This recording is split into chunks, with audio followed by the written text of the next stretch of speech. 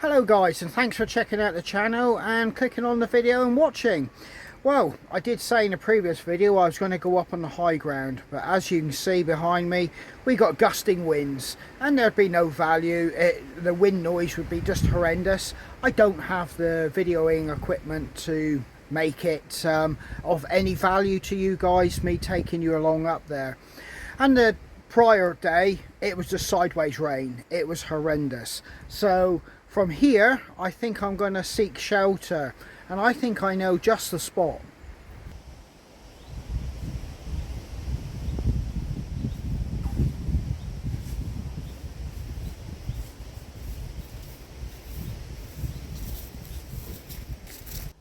Well, we've made it to the spot and it's one of my firm favourites. Possibly, you know, it has to be in my top 5 places I like to wild camp. There's still wind, still the canopy is still moving around and there's a lot of wind noise, but it's a lot better than what it would be up on the high ground. So I'm still going to get a wild camp, and I was almost going to abort this one. I'm glad I haven't now. It's a very quick one. I've just thrown stuff together to come out and do it. But I do know I've got a lot of work commitments next week, and well, basically if I don't do this one now I possibly won't get another one in for a couple weeks, quite simply because next weekend, after doing a lot of concreting, I'm probably going to be having hot baths and early nights. I'm at that age, if you're doing a lot of hard manual work it takes it out of you. But putting that to one side, we're going to enjoy this one. The temperatures are warm. That wind is actually keeping the bugs down. They're not congregating, and you do usually get a few here. I have brought that lantern which has a bug zapper in it, so that should help as well. But let's get a shelter set up. Let's get a fire going. We've had a lot of rain here, so I'm in no danger of catching anything on fire, and I'm always cautious anyway, and it's what I'm going to be cooking on. So let's get this shelter up, and I'm still not sure what type of shelter I'm going to put up, but I do know there is the potential for more heavy rain, the potential. So I'm going to possibly do a shelter with that in the forefront of my mind.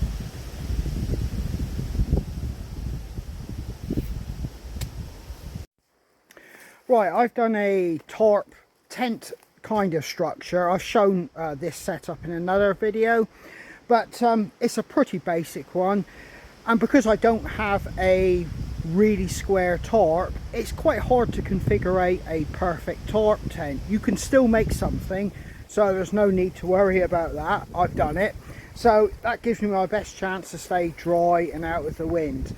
I'll let you have a look. I've put a slightly longer pole inside of it just to give me a little bit more headroom, but that obviously means I've got a kind of a little bit of more of a dip.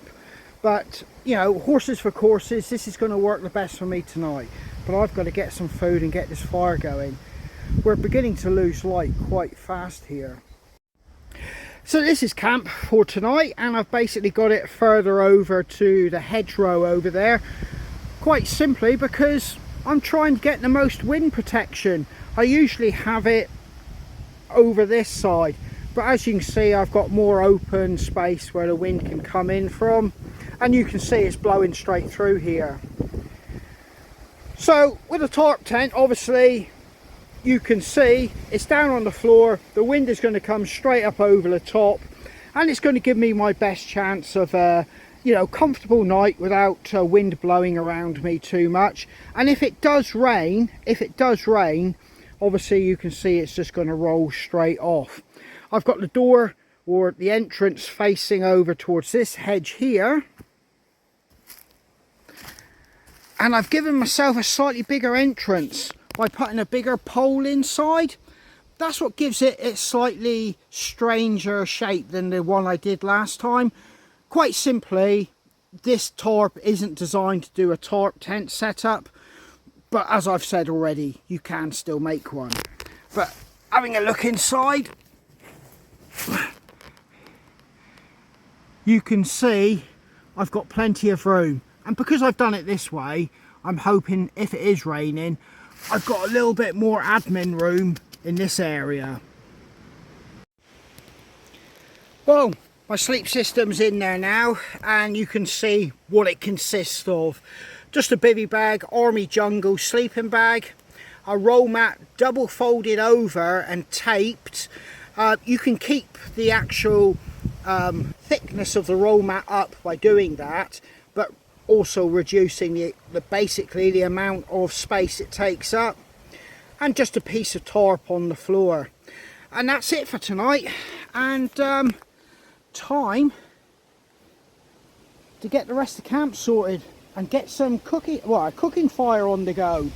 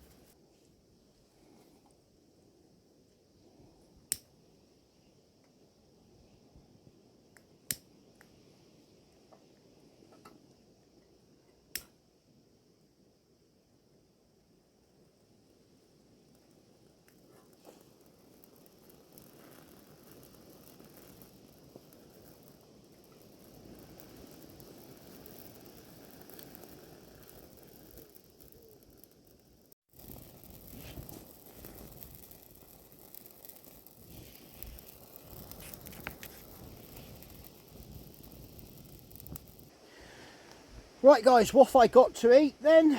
It's pretty basic simple. I've got a decent can of beans and sausages, not the home brand I usually have.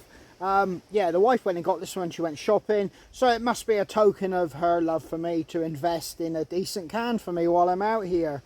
Either that or she feels sorry that it's going to, well, rain and I'm going to get soaked. Chocky biscuit, and in the morning just some oat cakes just to get me started with my coffee and get me packed away and get out of here. I've got coffee and I've got milk, so I'm going to be having semi-real coffee. I haven't got no coffee grinder or nothing like this. This is just instant and it'll do fine. It's better than those pouches that you get, the 2-in-1 or 3-in-1. They do, but this is the next step up. So yeah, nothing flash, nothing, you know, like I said, steaks or Indian cuisine or Thai cooking. But this will get me through and I'll enjoy it because I'm eating it out here in the woods. And yeah, I've said it a million times. Nothing says out in the woods than sausage and beans.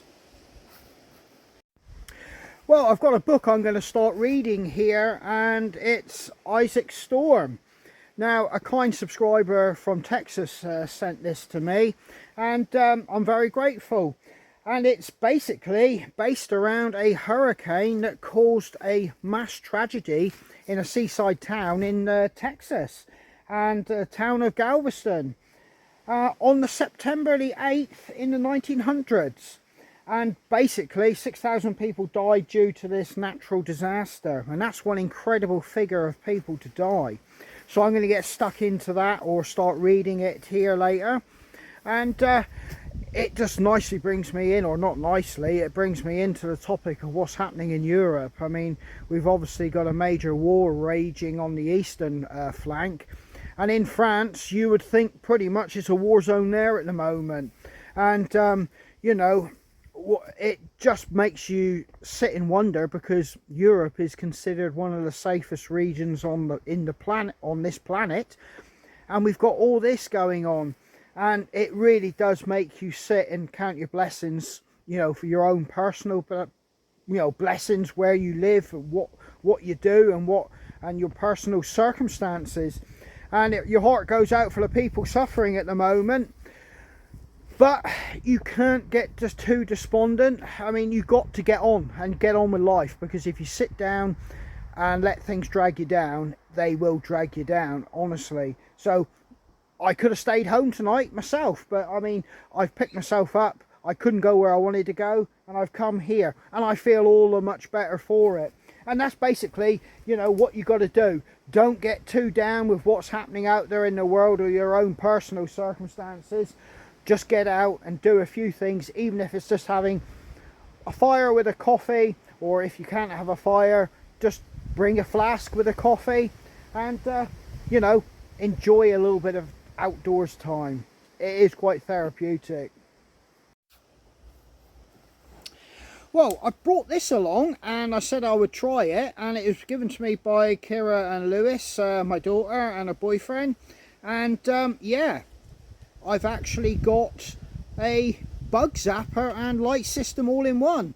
It's chargeable through a USB charger, and it basically just opens up like a concertina, you know, so it folds down quite small actually. But it does come with 1, 2, 3 different light settings.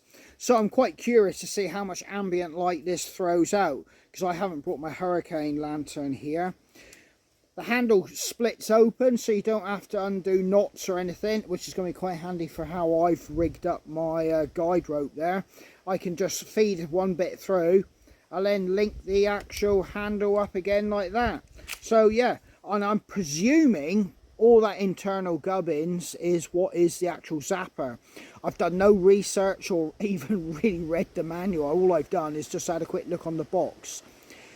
It should be a game saver for me, or a game changer, shall I say, here, because I don't get mosquitoes here. It's some sort of like small little gnatty thing, which it's not a mosquito. I do know that much. But when they come in, you're patting yourself just to get rid of them. So, you know, I'm hoping this might eliminate that problem. So I'll let you know if it does work or not. But we'll see how much light this throws out later anyway. And it's by Pinnacle. I forgot to say that. I know nothing about this company. I've done no research or nothing like that. But, you know, it looks pretty well made. It looks pretty robust. I'm not overly bothered when I'm out wild camping or in the woods or doing my thing out here. But one thing I do get a little bit jittery and paranoid about is leaving, you know, knives, axes and things well out of arm's reach. I always like to bring it in, particularly when it gets dark. It's not because I have any fears. I don't think there's a mad axeman out running about, or I feel that I may need them. It's just that thing, I just got to have them back in, know where they are and putting them away safe. I really can't explain why I get like that, but it's good practice. I understand that, but it is a little bit OCD-ish. Like, as soon as the light fades, get it all back in, stow it away, know where it is. I've often wondered if other people, when they're out in the woods or wild camping, anywhere they are, do the same thing or think the same thing. But for me, it's just something I've got to do, or my eyes are, you know, scanning around trying to think, where is it? I want it back in close to me.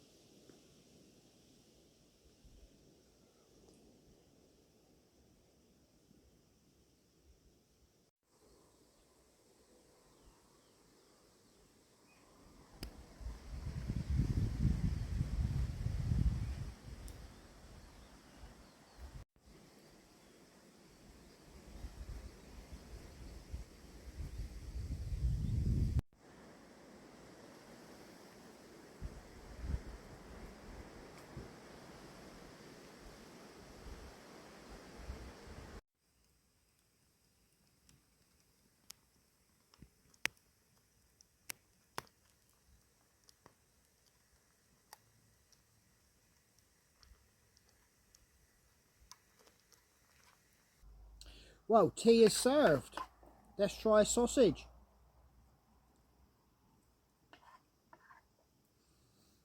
Yeah, instantly, noticeably a bigger upgrade and a lot better quality than the usual stuff I bring camping. The same with the beans and the sauce. A lot thicker, a lot better quality. You can just tell, and it's not just looking at it. It actually tastes really nice. Yeah. So yeah, I suppose you get what you pay for.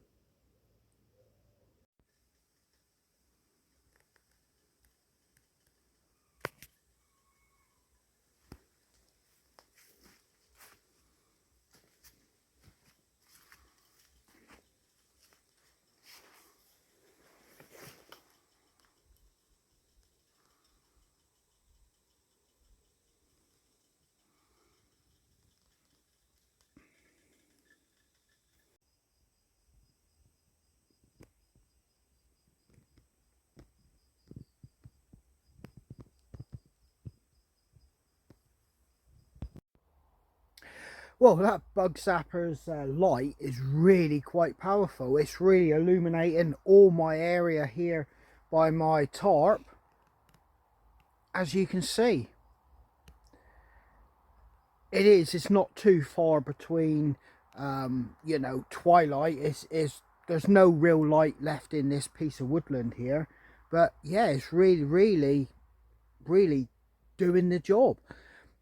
The next thing is, how long will the battery last? It says 24 hours. I've got it on the maximum setting there. I think I'll drop it back down a little bit because it really is shining bright, and I bet my signature is all the way down the bottom of this field with that. It's actually quite blinding to look at, but it's really, it's illuminating, as you can see, my whole area here. That's quite some little tool there. I'm not sure if it's supposed to make noises if it's zapping bugs. I don't have any here, but I don't know if that's from smoke of the fire or if that's doing its job. And I can't see now because it's too dark. But I'll have a look, see if there's any remnants of insects around it in the morning.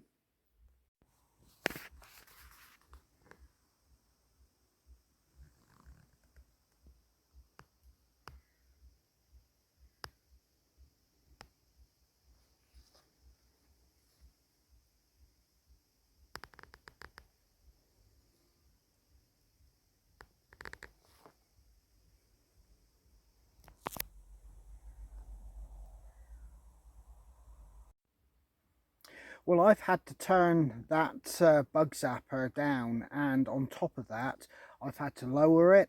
It is really bright. It's illuminating everything here within my camp.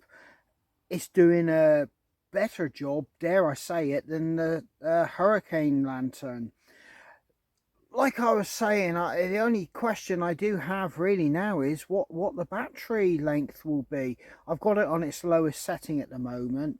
Um, there is just those odd few cars going up and down the road just opposite this piece of ground. So, you know, this is like having one of those really powerful torches. It's just beaming light everywhere. It's no good for stealth, but by God, this is an absolute game changer for your camp. And I've just seen some little insects buzzing around the light. So whether it is zapping them within its mechanism, I don't know. I suppose I'll have to wait to daylight to have a look at that and see if there's any remains of them. But yeah, well, you can see it really is illuminating all this camp here. If I turn it up a bit more, that is an absolutely outstanding light. I mean, you the whole area here is totally illuminated. I mean, there's my tarp there, and I can still see over where I've got my fire and everything like that, but I've got to turn it down because it's just giving, well, the signature it's giving off is absolutely huge. But if you weren't worried about that, this is an absolute fantastic light for around the camp. Let me turn it down. There, put it on its lowest setting.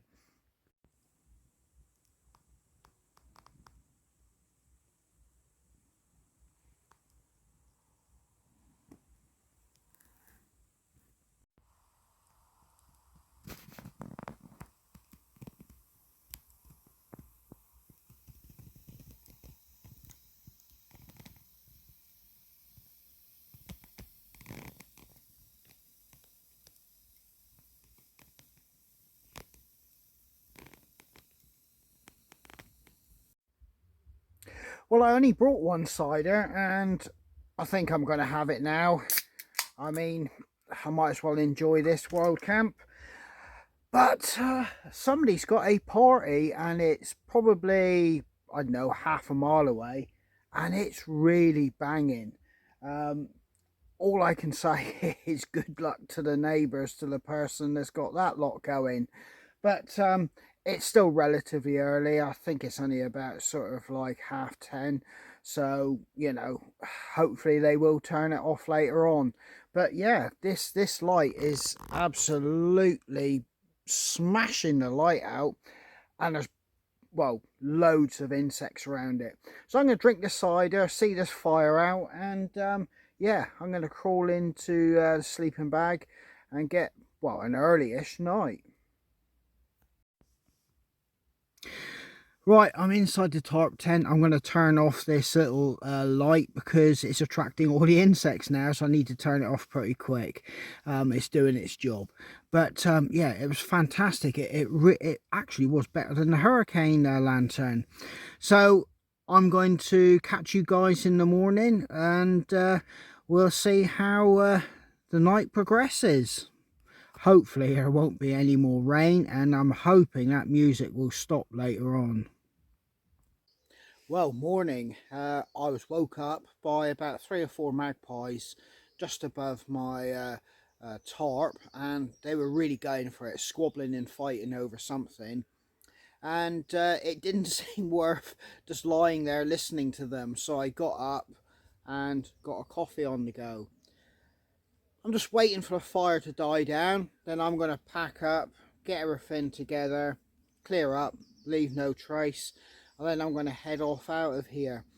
Bit of a quick finish to this video because I'm not keen to get back to painting and DIY and all that sort of thing, but I've got to make a big push to get what I needs doing because I won't be able to do it during the week. So it's one of those situations. I don't have time to sit here and mull it all over and enjoy this piece of woodland and that come to life. So I've got to finish up and get off home.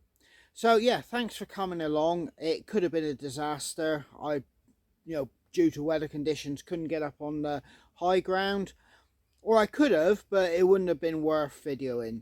But we've made the best of it. We've had a wild camp, and yeah, I'm pleased. And I possibly won't be able to get out for another 2 weeks, so I've savoured this one. So this is Andy from Hidden Valley Footpaths. Take care, stay safe, and I hope to catch you guys out on the trail.